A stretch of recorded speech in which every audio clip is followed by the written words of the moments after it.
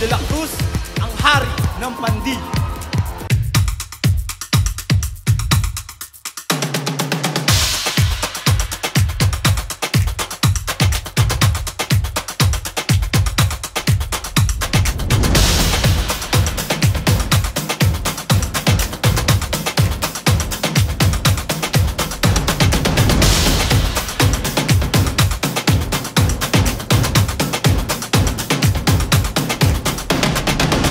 Napakasimple po.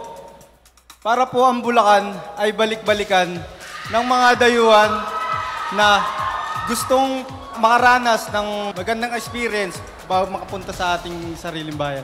Ilan po at maraming salamat.